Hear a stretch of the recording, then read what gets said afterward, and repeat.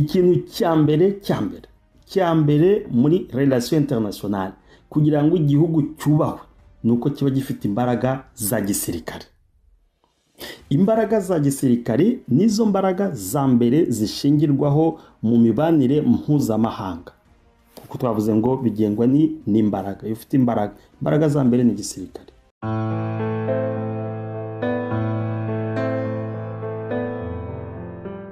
U Rwanda rukomeje kuba umufatanyabikorwa w'ingenzi wa Leta Zunze Ubumwe za Amerika ndetse n'ibihugu by'i Burayi, ariko aha tugiye kuvuga Leta Zunze Ubumwe za Amerika ndetse na Israel, aho ku bijyanye na politiki ya Afurika, ku bijyanye n'umutekano wa Afurika, ubishaka aza mu gihugu cy'u Rwanda. Niyo mpamvu Leta Zunze Ubumwe za Amerika zakoze inama y'agatangaza, inama ikomeye cyane yigaga ku bijyanye n'umutekano wa Afurika, yigaga ku bijyanye n'imikoranire ya Afurika. Ni inama mpuzamahanga rero ikomeye cyane kubera ibihugu bibiri byari biyigize, Israel ndetse na Leta Zunze Ubumwe za Amerika ndetse na Afurika nka continent. Iyi nama rero ikaba yatumye abantu bose batekerezaga ku Rwanda ko rwaratakarijwe icyizere bigiye nuko rwafatwaga mu minsi iri imbere, bashobora kubona ko u Rwanda rukiri gufatwa nk'umuterankunga cyangwa umufatanyabikorwa w'ingenzi mu by'umutekano kuri Leta Zunze Ubumwe za Amerika ndetse na Israel. Ibi rero tugiye kugarukaho ni inama ikomeye cyane yabereye mu mujyi wa Kigali, inama mpuzamahanga ku mutekano yahuje abayobozi n'impuguke baturutse muri Amerika, Israel n'ibindi bihugu bitandukanye bya Afurika. Inama yari ifite insanganyamatsiko igira iti guhuza Amerika, Israel, Afurika n'uburasirazuba bwo hagati bushya. Ngira ngo mubanze mwumve ibijyanye n'insanganyamatsiko y'inama: guhuza Amerika, Israel, Afurika n'uburasirazuba bwo hagati bushya. Intego nyamukuru yari kureba uko Afurika yashyirwa ku isonga mu gushimangira ubufatanye bw'igihe kirekire hagati ya Amerika na Israel. U Rwanda rukaba umufatanyabikorwa w'ingenzi muri uwo murongo mushya wa diplomasi n'umutekano. Icyerekezo cy'inama ni Afurika nk'umupaka mushya w'ubufatanye.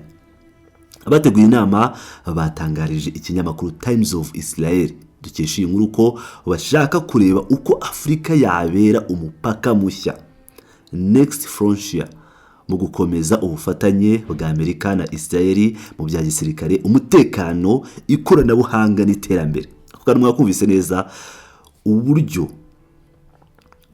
bashaka kureba uburyo Afurika yabera umupaka mushya mu gukomeza ubufatanye bwa Amerika, Israel na Israel mu bya gisirikare, umutekano, ikoranabuhanga n'iterambere.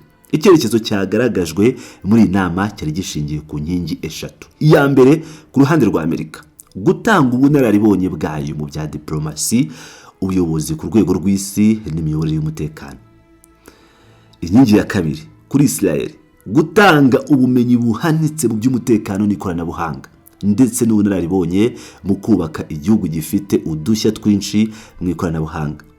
Inkingi ya gatatu, ku Rwanda, kuba umufatanyabikorwa w'ingenzi muri Afurika, ku kantu bwacu umurongo, kuba umufatanyabikorwa w'ingenzi muri Afurika ndetse n'ikiraro gihuza Amerika na Israel n'ibindi bihugu bya Afurika. Ibi bishimangira ko u Rwanda ruri gushaka kwiyubakira umwanya wihariye muri politiki mpuzamahanga, cyane cyane mu bijyanye n'umutekano n'udushya mu bukungu. Abatanze ubutumwa mu nama rero, abanyapolitike bakomeye bo muri Amerika bifashishije ikoranabuhanga batangarije iyi nama ubutumwa bwabo. Abo barimo Ted Cruz, Jack Rosen na Robert C. O'Brien. Abo bose bashimangiye akamaro ko gukomeza umubano wa Amerika na Israel no kuwagura ukagera no muri Afurika, cyane cyane mu rwego rwo guhangana n'ibibazo by'umutekano, iterabwoba n'ihindagurika rya politiki mpuzamahanga.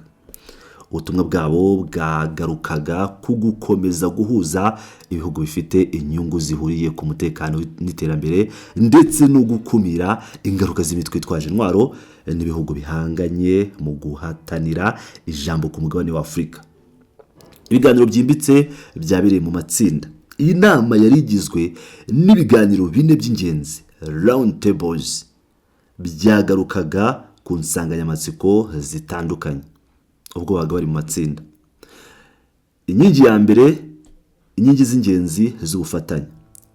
icyiciro cya mbere cyagarutse ku mizi y'ubufatanye hagati ya Amerika, Israel na Afurika harebwa inyungu zihuriweho, amateka y'umubano n'icyerekezo cy'igihe kirekire.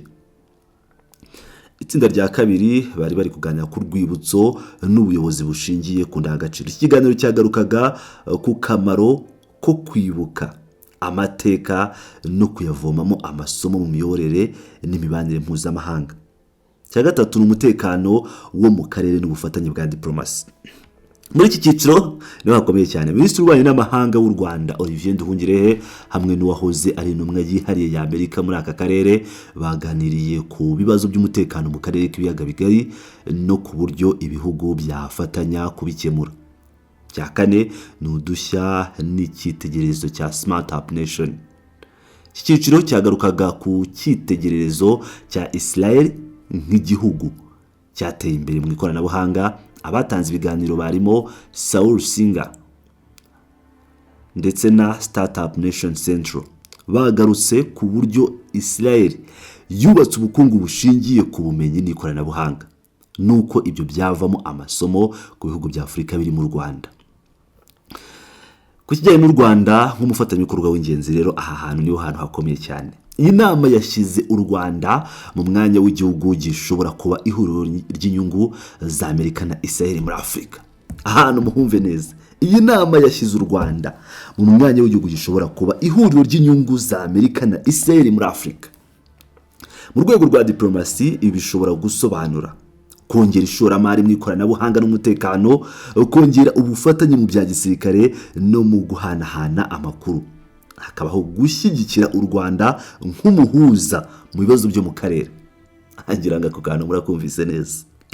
Ariko kandi ibi bishobora no kuzana ibibazo bya politike kuko ukwiyegereza cyane ibihugu bimwe bishobora kugira ingaruka ku mubano n'ibindi, cyane cyane mu gihe isi iri mu marushanwa akomeye hagati y'ibihugu bikomeye. Ibisobanuro bya politike mpuzamahanga rero, iyo nama ishobora gusobanurwa mu rwego rwagutse rwa geopolitike.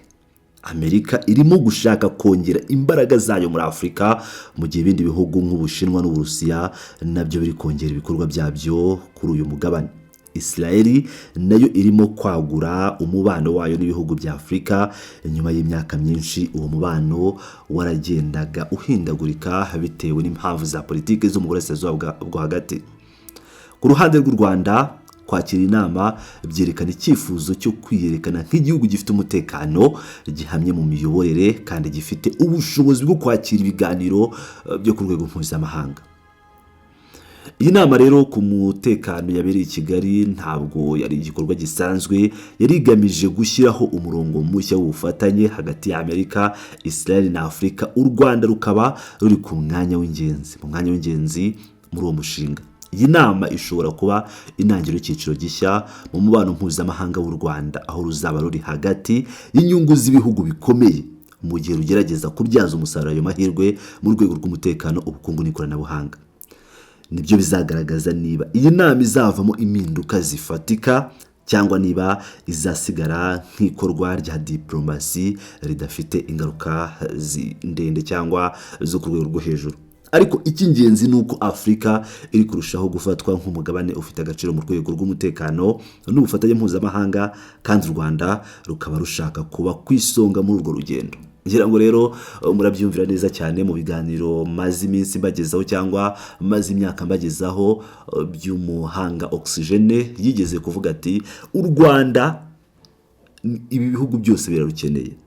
U Rwanda ibihugu byose birarukeneye kugira ngo babe barwifashisha mu buryo bumwe cyangwa ubundi.